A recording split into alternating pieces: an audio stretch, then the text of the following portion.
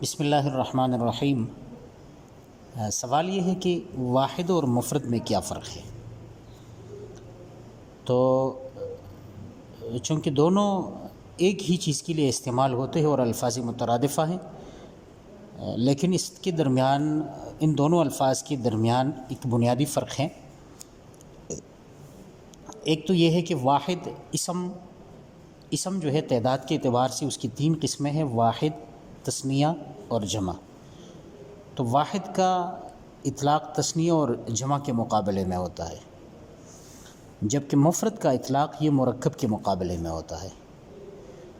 تو بعض دفعہ ایسا ہوتا ہے کہ ایک لفظ مفرد تو ہو سکتا ہے لیکن واحد نہیں ہو سکتا۔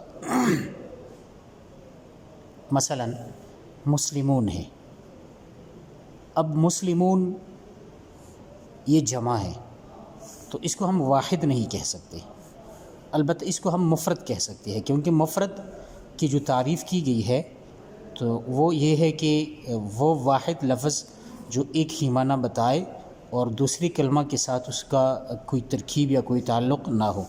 تو اب مسلمون کو ہم تو مفرد کہہ سکتے ہیں لیکن اس کو ہم واحد نہیں کہہ سکتے۔ تو ویسے عام طور پر واحد اور مفرد یہ الفاظ مترادفہ تسلیم کیے جاتے ہیں، لیکن اگر باریک بینی سے دیکھا جائے تو دونوں الفاظ میں یہی فرق ہے کہ واحد یہ تثنیہ اور جمع کے مقابلے میں استعمال ہوتا ہے، یعنی جب ہم یہ کہیں کہ یہ لفظ واحد ہے تو اس کا مطلب یہ ہے کہ یہ تثنیہ اور جمع نہیں ہے، جبکہ مفرد کا اطلاق جو ہے مرکب کے مقابلے میں ہوتا ہے۔